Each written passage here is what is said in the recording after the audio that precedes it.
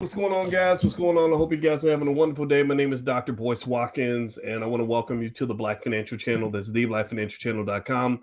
Today, we're going to talk about Amazon. Amazon just announced that they are laying off 10,000 people right before Christmas. This is an interesting indicator of the economy, and also other tech companies are following suit. So get comfortable, buckle up a seatbelt. We're going to get started on the Black Financial Channel right now.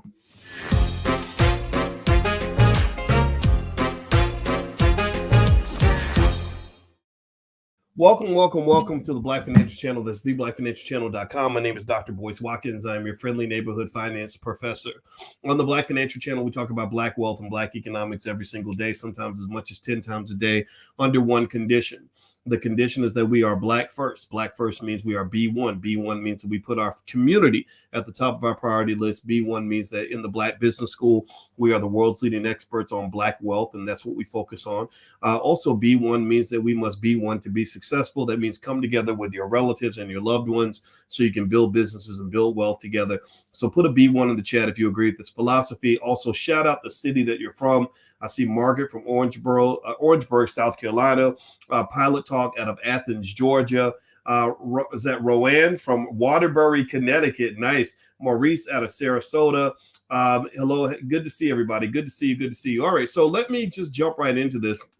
And what's up on Instagram? One Instagram we have is the Black Financial Channel. So follow the Black Financial Channel on Instagram.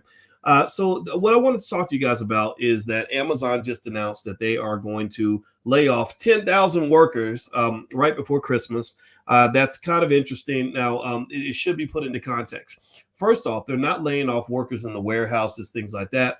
They're laying off workers mostly in the corporate offices and stuff like that. This is also part of a bigger trend. Apple is also doing hiring freezes and layoffs in certain sectors of the company. Meta, it laid off 11,000 employees recently. That's 13% of their workforce. Twitter laid off half of their workforce. Now, Amazon's 10,000 workers isn't as drastic as it sounds because Amazon actually employs about 1.5 million people.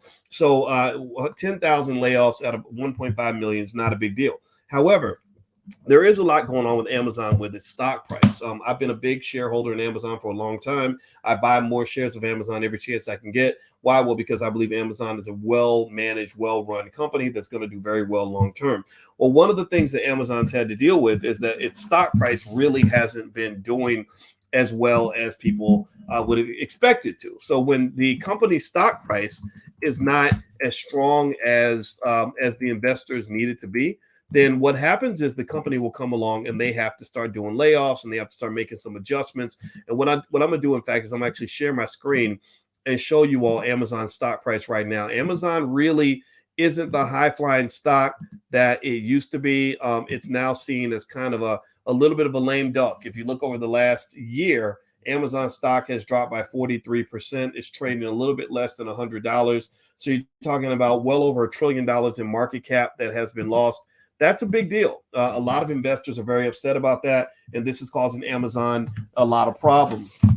But I think Amazon's a good company, and I believe that buying the stock at this $99 price will lead to gains once the economy starts to recover. I also like the way they're adjusted. Apple is also surprisingly slowing down their hiring process. Now, Tim Cook, the CEO of Apple, is a pretty smart guy. And what he understands is he made a statement that I agree with, where he said, you can't really save your way to wealth. He said you have to grow your way to wealth. You have to invest your way to wealth. So Apple's basically saying, look, we did lay off 3% of our corporate workforce, 1% of their global workforce, but they're hiring in certain parts of the company. So what they're doing right now is they're doing kind of what you should probably be doing with your business or with your investments, is they're picking and choosing the areas where there are growth opportunities, and they're moving away from things that are either too risky or that are losing money. Now is not the economy that you want to be bleeding money. It's also not the economy where you want to be taking on crazy risk. So that's one of the reasons why, for example, economy-wide, crypto has kind of suffered. You saw the big decline that occurred because FTX suddenly went bankrupt. Sam Bankman-Fried, who was known as the JP Morgan of the crypto space, who was seen as the guy that was doing really well. He was a 30-year-old billionaire. Well, Sam Bankman-Fried, his net worth literally dropped from 16 billion to negative 600 million in about 24 to 48 hours. And that's because a lot of your crypto space was a very, what they call risk on environment. A lot of these assets had no value at all. The FTT token that FTX created, that they were using as collateral to go and get all this leverage, that might actually be a crime. Like, it's literally to the point where Sam, they say he's hiding out right now. I don't know if he's hiding out in the Bahamas or not. I don't know those specifics for sure, but he's probably going to be charged with something because a lot of customer deposits were lost. A lot of celebrities lost a lot of money. It's a real mess for him. And so anyway, give me a yes if you heard about what was going on with FTX. Let me know if you saw this. This is really kind of the biggest story in all of crypto. And what's really going on in this economy, in my opinion, is this. This is not the time to sort of be hanging out on the ledges and doing crazy stuff with your money. This is not the time to be loading up on your Dogecoin and putting your money into a bunch of these cryptos that are dead. There are over 12,000 what they call zombie coins out there. There are 12,000 cryptos that were created that they literally concluded have no value at all. And so unfortunately, even with FTX, their FTT token, some argue might even be in that category. And people like Tom Brady, I think Tom Brady might have lost hundreds of millions of dollars with FTX. The big mistake that I see there is that no matter what looks good, you don't put all your eggs in one basket. Everything that glitters ain't always gold. And a lot of times we get caught up in a certain investment. We say, oh, this is really doing well. This is really killing it. This is going to make my dreams come true. And you put all your money into that one asset. And the next thing you know, you're done. Now, I don't know how much Tom Brady and his wife Giselle put into this company. There are reports that it's as much as $500 million. I don't believe that, to be honest with you. I cannot believe for 1 second that Tom Brady and his wife and their financial advisors, which I'm assuming they're pretty smart, that they even agreed to put all their money into one company, into one space. That just doesn't add up. That would be almost like a murder case, like the financial version of a murder case that requires an autopsy and forensics. So you can make that a Harvard University case study on what you don't do with your money. You do not go and put all your money into one place. Never, ever do that. Seriously. Let me just stop. Y'all getting me elevated right now. Let me calm down because me and my wife are about to go running. I'm trying to stay healthy and everything. But before I move on, do me a favor. Hit the thumbs up button. Thumbs up, share, subscribe. I want to give a public service announcement. There are a ton of fake Boyce Watkins accounts out here. I can't stop them all. They're going to hit you up and they're going to say, hey, would you like to buy crypto from me? And they'll hit you up in your inbox. So they'll say, inbox me. Please ignore those accounts. Please report them when you see them because real people are getting scammed. And I have to mention this on my podcast every chance I get so that you are protected and safe. So that is not me in your inbox asking you to sign up for my WhatsApp or whatever the hell these people are doing. They're pretty crafty. They're pretty sneaky. So please be careful. All right. Also, if you want to learn about things like economic self-defense, I actually put together a special lecture just for our community on the rules of economic self-defense. I base this on high-level financial theory that I learned in my doctoral program that I taught at Syracuse University, but I blackified it and shaped it into our specific experience. If you'd like to learn more, you can actually go to economicsurvivalplan.com. That's economicsurvivalplan.com. Economies like this require you to play defense. Think of it like a basketball or football game. There are times in the football game where you focus on scoring touchdowns, and then there's times where you got to focus on stopping the other team from scoring touchdowns, where you got to play offense sometimes, and sometimes you play defense. This is a defensive investing environment. This is an environment where you got to protect what you have before you start going out trying to go make another bag. So but the good thing is that once you are fortified and once you protect yourself, you can go get the bag. You can go out and take advantage of all the amazing opportunities that are out there because right now stocks are cheap compared to what they were a couple of years ago. I believe they're eventually, most of them, the strong companies are going to get back to where they were. So a lot of things are really a bargain basement prices right now, and this is a good time to invest. And Amazon is one of those companies that I really love. If you want to know what I think about Amazon, I think Amazon is a good long-term investment, but so is Walmart and Target and some of these other big retailers. I really believe in these companies. Now, do me a favor, hit the thumbs up button, thumbs up, share, subscribe. This weekend, Michelle Walker Davis on Thursday or Friday, I can't remember, is actually coming into the Black Business School to show you how to actually generate income through grants and also government contracts. There's $1 trillion out there for Black-owned businesses and other businesses to get government contractor money. She's very good at it. She can show you how to do it. If you'd like to join us, just go to boycewatkins.com. I put the link on my page where you can actually join that event. And also, I'm doing something Thursday on stock options. So in the Black Business School, we got you. We educate millions and millions and millions of our people all around the world. We have a whole Black Business School for children called Black Millionaires of Tomorrow.